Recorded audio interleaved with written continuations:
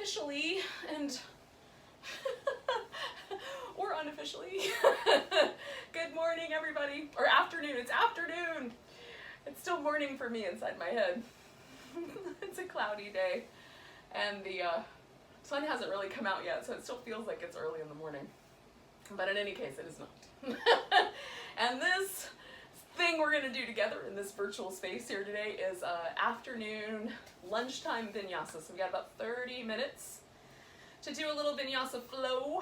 So we're going to start in a seated position. Now, if it's more comfortable for you to sit up on something, you can do that for this first section. Let's just get ourselves centered, and then we'll do some movement, and we'll kind of turn that movement into some additional movement. We'll just keep doing that for half an hour together. So find a position that makes it seem like you can sit up comfortably. And your legs can be in any position. You can be kneeling between your feet. You can be sitting with your legs, kind of crisscrossed. I've got mine really loosely crisscrossed here. You can have a more, like a half lotus or something fancier like that. I don't know why I think that's fancy. But in any case. Once you get your seat settled, right, just kind of let your spine drift up out of the pelvis so everything is supporting itself and you don't have to hunch to hold yourself up. Let your shoulders relax. And let go of all the little tasks that you might have been doing all morning. And arrive back with your breath. So we've got this amazing sort of rhythmic pattern always happening in our body, the breath and the heart rate, the heartbeat.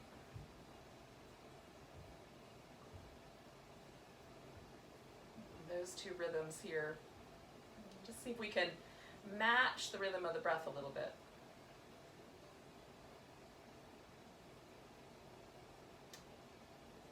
Bring our mind kind of into this slightly slower, more introspective space.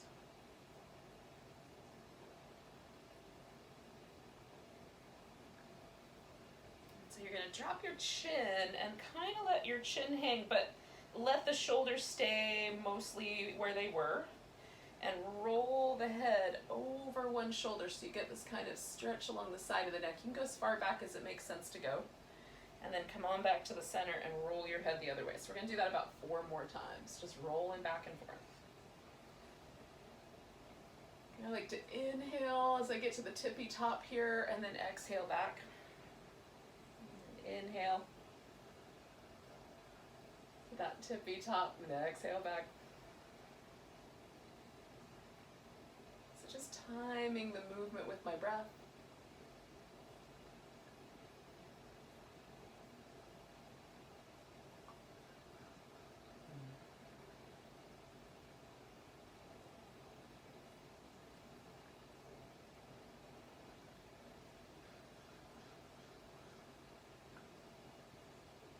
One more time for me, and then depending on you might be done, you can pause when you get to the center.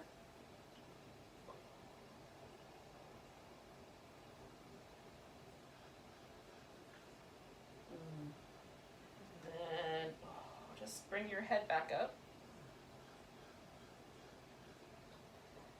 Kind of appreciate whether there's any difference and the way it feels for your skull to float on top of that spine. Sometimes for me it's a little different, a little lighter.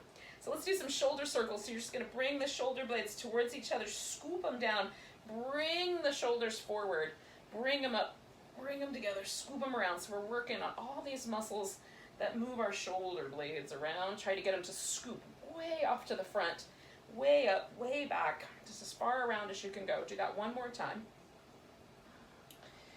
Now when you get to the point where your shoulders are down and kind of together, we're going to switch directions. So we're going to go upward, forward, towards each other really firmly, upward, forward. So just whatever direction you were going to go the opposite way. And it's, like logically to me, if I think about my shoulders as mechanical devices, it shouldn't make a difference, but it does. So clearly the way muscles fire and work together, it's different when you go one direction versus the other. So that sort of mechanical idea that I've been given in, in my life around my shoulders is a little weird. So when you get to the end of your circle, let your shoulders hang for a second. We're going to hunch them up really close to the ears and let them drop. And hunch them up really close to the ears and let them drop. Hunch them up as high as you can. Let them drop one more time. Good. All right, so we're going to give the arms a little shake out. And then you're going to take your wrists through a little bit of range of motion. So we're just going to circle the wrists. And then circle them the other direction. And then when you're kind of done with that last circle, you're going to lace your fingers together. We're going to do this little kind of, it's almost like a wave action. So my wrist goes through this shape and through this shape in a kind of rhythmic fashion. And in a second, we're going to stretch both of those, but let's pause and go the other direction without thinking about it too much. I think about it, sometimes my mind screws it up. All right, so now flex your, do this with your wrist. Hold it out in front of you. Grab hold of the top of your hand. You can include your thumb if you want. And then just pull back. As you pull your hand back, press out through the bottom part of your arm. So we're just going to stretch out a little bit down on the bottom, and I like to stretch my thumb back behind me. I don't like to hold on to it as much because it's a little bit abusive, but stretching it back feels good. And then let your hand fall the other direction, and I put my thumb right in here, and then I use this part of my hand to help, because this is a little more limited for me. Like my wrist will only go so far, but if it's sort of, I can pull the skin with me a little bit, it gives me a little bit more of that sense of kind of lengthening out the top of my arm. Okay. So sometimes you guys, the thumb malfunctions or thumb injuries or thumb tenderness and pain can actually be caused not from arthritis in the joint, but from muscles in our forearm that are designed to help hold our thumb and move our thumb. And if we spend too much time on our computers, our phones, around the mouse, stuff like that, and our thumb hangs forward more, we can get some tenderness in there. And so working with these movements and working with massaging your forearms can help your thumb if that's something that you have to work with. So we're going to stop on the other side, right? Put the wrist like that. Give yourself a little tug. Pull your thumb back if you can. You can include it with the fingers if you want. Kind of feel where that lands you, and then do the other side. And again, I'm kind of tugging this, a little bit of this flesh with me while I go. I'm not being too abusive to the joints of my wrist. Enough to get the tension out of my forearms here. Okay, all right. So give your wrist a little bit of a shake. I like to hang them upside down and shake them, so it feels like the bones rattle a little bit. And do the other side. And then we're going to come up to all fours. So when you feel like your wrists feel good and your fingers feel nice and light, come on up to all fours. If that never happens, just whenever. Come on up to all fours. Okay, so if your wrist is sensitive to being placed right under your shoulder, and some people don't have the range of motion in their bones for that, put your hands a little further up, okay? So we're going to take care of the wrist a little bit. And if you're on a really squishy floor surface, that can cause a little bit more of a depression at the heavy point in the wrist. So you can go out a little further in front. Nice wide fingers, so you've got a good base. You don't have to be like you've gotten shocked in an electric socket, but just a little space between your digits there. And then we're going to round and swoop the back here. And get into the movement in the spine. Now, sometimes it feels really nice to me to do little side to sides through the ribs and through the pelvis to touch into some of these muscles that help, like the side of the waist and the lats, that help those movements. Okay, so we'll do 2 more of these cat shapes. However, it sounds like a plan for you to do them.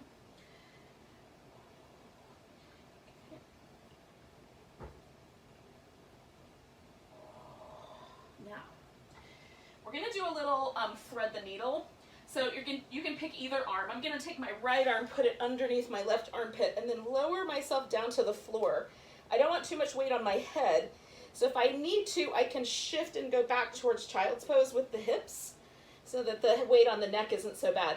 You can put the spare arm behind your back, or what I do with it is I just help sort of guide myself a little bit more into the twist with just the arm on the floor.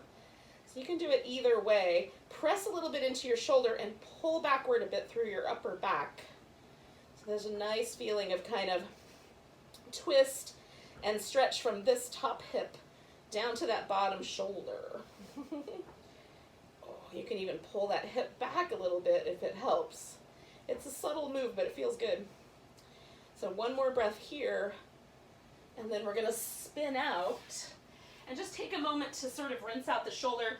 And I like to do these little things where I let the shoulders wing off my back and then lift up and wing off, so you kind of feel that drop back and forth. Don't be too extreme, but enough that you feel a little movement.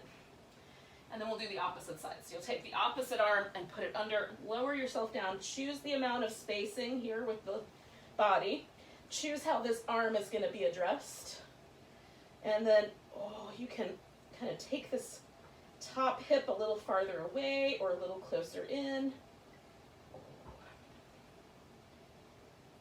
Just kind of feel out the stretch for you.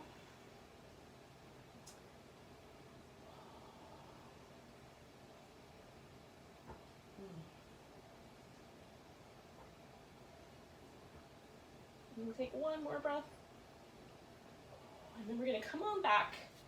And again, we're going to do just a little bit of movement in the shoulders and the arms.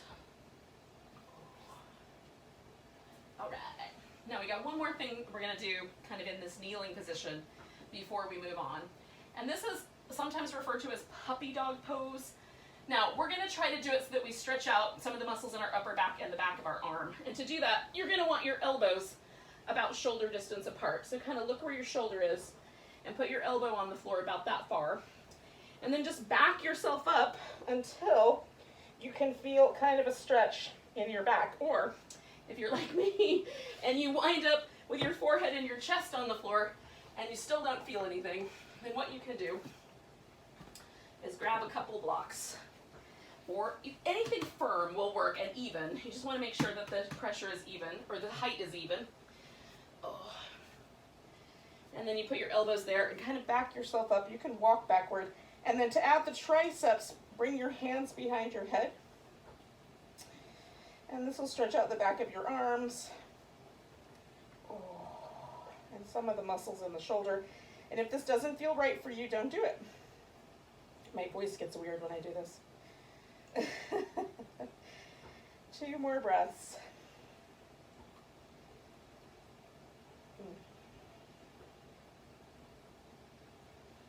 And I'm just going to roll my weight forward into my elbows and reestablish myself here. And I like the way that feels.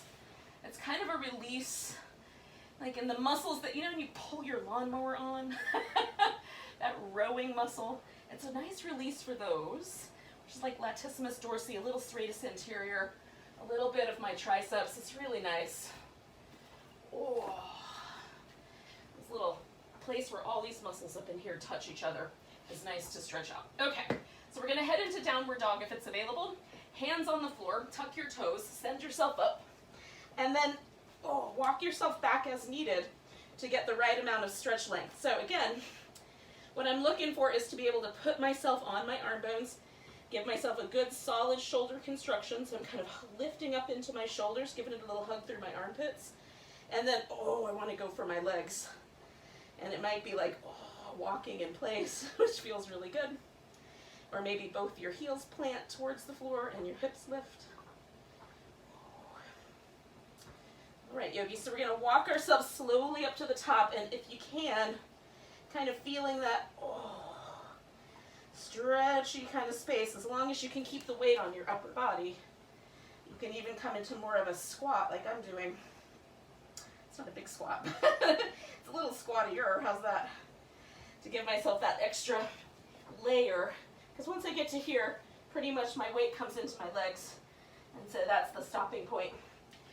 And then we'll come up about halfway. Exhale, fold. Get a little movement going. Come up about halfway. Exhale, fold. Now see, I don't know if your hamstrings are open to this idea, but what happens if the legs go a little straighter? And then we're going to bend the knees, come into like this kind of almost chair pose. Almost chair pose, maybe one more time. Almost chair pose. I'm a little wide. And then come all the way up to standing. Give yourself a big stretch. But I got this space right here between my plants. So I can stretch out. And then then you're going to give yourself a jiggle. Oh. And walk to the top edge of your mat. So I'm doing this sideways because I think it's easier to see on the camera. But if there's something that doesn't make sense, you can let me know, leave me a comment, whatever, and I'll try to do it a couple different ways in subsequent videos so that we can get it together there. So find your mountain pose. This is kind of pressing your feet into the ground, growing a little taller. Then we're going to sink into this chair pose. You can have your arms up, straight out in front or at your heart. You're going to put all the weight into your right leg. We're going to pick this left leg up, and holding that steady, just try to hold that shape. Maybe with the arms up, maybe with the arms in front. Oh, I find that harder. And maybe with the hands at the heart. And then we're going to step this left foot back into a high lunge. Now go slowly and try not to break anything, furniture or otherwise. And so then if you don't like the way you landed, just jiggle that into place and pause. Okay, so here's the lunge. We're going to straighten out this front leg and try to press this back heel toward the floor. It may not touch, then bend your knee. Straighten out that front leg, see if that heel will press down. Bend your knee. Straighten out that front leg, press towards the heel. Now we're going to bend both knees a little bit. So this knee and then this knee. And you can bend this knee all the way towards the floor, but not quite all the way down if you want to go a little lower. So I just do a little bend because that's enough for my quads. Last big breath. Beautiful. Now we're going to take this into another balance. So we're going to take the hands back behind us. You can lace your fingers together if you dare. And then lift up and try to come to warrior three. Whee! I'm going to fall and catch my furniture here. But holding steady, if you can, get your hips as level as possible. Reach. And then bring yourself back to mountain pose. Oh, feel the difference between your right butt cheek and your left butt cheek. That's my favorite thing. Oh, I like that feeling of like one side being really energized, a little bit tired, and the other side not. Not quite the same. Let's do it again. So nice big stretch. Oh, coming into that chair pose. Maybe your hands are at your heart. We're going to shift the weight into the left leg, pick up your right leg, and catch the balance, and hold it steady as long as you can. It helps to keep your eyes glued to one spot. 2 more. Big breath. Good, so we're going to step back into that high lunge. Whee! Finding the way there. Finding the right amount of stretch for your hip, your knee in the right position, and then hold that steady. Okay. A little relaxed in my shoulders there. Straighten out the front leg, press that right heel toward the floor. Might go down, might not. Bend the knee. Straighten out the right leg, press the heel down, and then bend that right knee, or left knee, sorry. Last one, straighten out the left leg, press the right heel toward the ground, and then we're gonna bend the left knee and bend the right knee a little bit if we can. Pick the pelvis up, whoop. Catch the balance, Candy. And then this knee can go down more if you want to, just not quite all the way to the ground, because we need to get up for the balance. So we're gonna, again, you can lace your fingers together here or just bring the arms back, and we're gonna see if we can bring ourselves with one hop or two into the balance. Oh, try to hold that thing steady. Oh, I might go awry. Well, let's try again. One more time. Oh, and then bring it together. Oh, that's so fun. Feel that energy in your body. Oh, find your mountain pose. I find that hilarious and fun. Nice big stretch, y'all. Oh, now I'm in plant range, so, oh, you work, you. Fold forward. Inhale, come up halfway. Exhale, fold. We're going to step back into down dog. Oh. Now, option 1, hold down dog. Option 2, come into a full plank, lower down. You can go halfway or all the way. Option 3, modify your plank. Draw in through your navel, really control this down, and then come into cobra, and then we're coming back to dog. Okay? Now, once we're here, we're going to see if we can take the right leg up, bring it in, curl around it, stretch it back, sink into this left heel if there's a little bit of room, Bring it in. Curl up around it. Stretch and sink. And then we're going to step this foot forward. Now, if we can, we're going to come to warrior two. So you're going to bring the heel around. If you need a little extra change things up. And come on up. I'm a little wobbly today. There we go. So here's the thing. This knee tracks this way. If you try to bring your hip all the way this way, knee's going to collapse because they're attached. Let your hip go with your front leg. Keep the knee pointing straight. This foot follows this hip. And then we're in warrior two. Come on back to reverse warrior. Over to a side angle. Oh, hold on. Give that a big stretch. Back to reverse. Over to side angle. Pause right there. Oh, push this heel down. Stretch it out long. Oh, good. One more time coming back. Straighten out your front leg. And we're going to come into triangle. Oh, nice and easy now. Nice and easy. Feel yourself connect to your triangle with your core. Roll your rib cage. Maybe hold lower, maybe hold higher on your leg, or even use a block. And then we're going to take this top arm, come down in front, go up to the ear, hold, spin up to the ceiling, hold, come back to the hip, hold, lower down, up to the ear, hold, up to the ceiling, hold, back to the hip, and around. One more time, up to the ear, hold it steady, 2, 1, straight up, hold it steady, 3, 2, 1, down by your hip, hold it steady, 3, 2, 1, good. We're coming out of here, stepping back into down dog. Oh. Now feel the difference in the left shoulder, right hip, left hip. You can stay here, you can come forward into the plank, finish it with the vinyasa. Oh, I like that cobra. And then come on back and we'll take the other side. All right, left leg goes up. Bring it in, curl up around it, sink that right heel if you can. Curl up around it, sink that right heel if you can. Woo, stretch that thing out and then step forward and we'll get ourselves into our warrior two eventually. Again, make those little adjustments so your hips are happy with you. And then find your warrior two. Ooh, we'll come back to reverse. Oh, that feels nice. Side angle, pause and stretch out.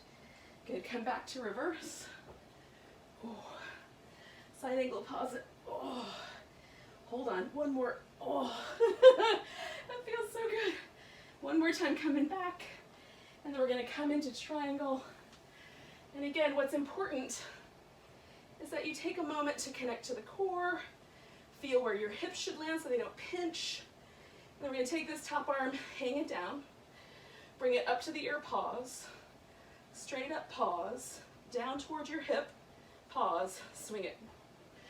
Up to the ear, pause, straight up, pause, feel your shoulder to the hip, swing it.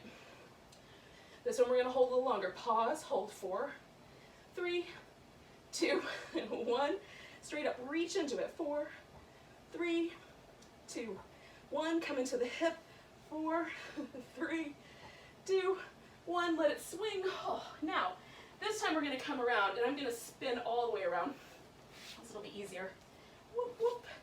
But you just come into your wide angle forward bend. And then we're gonna take the knees and just make sure that the toes face whichever way the knees want to go when they're slightly bent, okay? Put the weight in your legs, swing a little to the right, swing a little to the left. If it feels okay, you can do more of a figure 8. Now you can hold onto your elbows. You can let your arms dangle, kind of loose. Or you can hold onto your legs if you're feeling a little unstable here, or even the floor. Okay? Just let your body get a little free flowing. Good, now pause and come up halfway. So it's a little bit more level feeling in your back. Turn your toes in, and then we're gonna fold in nice and deep. See what deep means. You might need a bend in your knees. You might need your toes still turned out to the sides a little. Oh. Lean back into your legs if you can. Press the feet into the ground. Stretch the legs away from each other. Take one more breath. All right, yogis. We're going to walk this back around to downward dog. Oh, and then feel. And then we're all going to come forward. You can hold a full plank, or you can modify that plank. Curl in that tailbone, hold that navel in. Push the floor away and get your shoulders nice and connected. Okay, we're holding steady for 2 more breaths.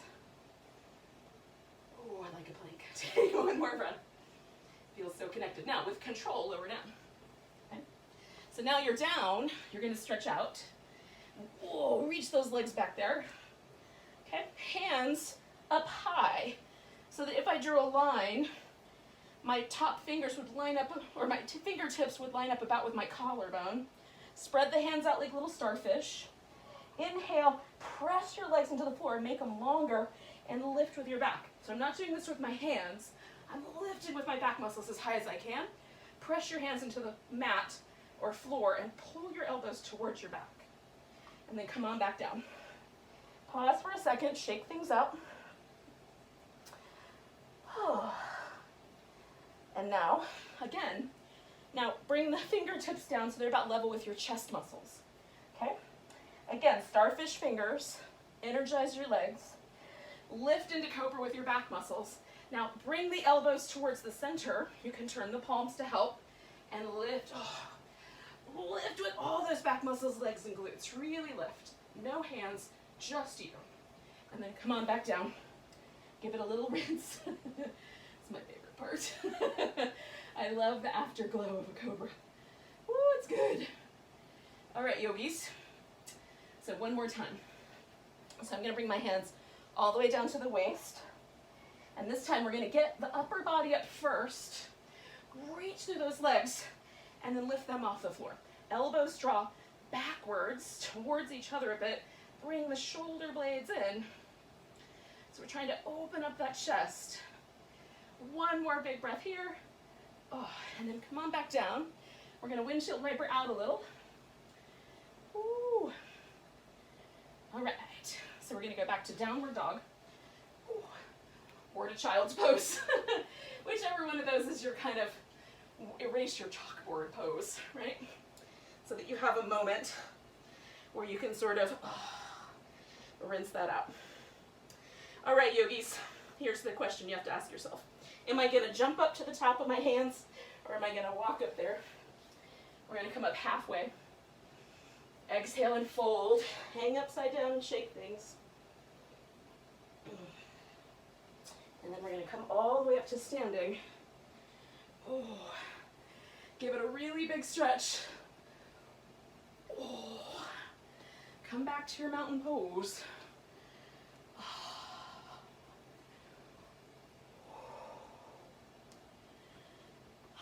Half an hour goes by so fast. But here you are. Now you could turn this into a meditation. You could turn this into Shavasana. You could turn this into going and getting lunch. That's up to you. But namaste, yogis. And thank you for joining me for a brief half an hour's worth of movement at lunch.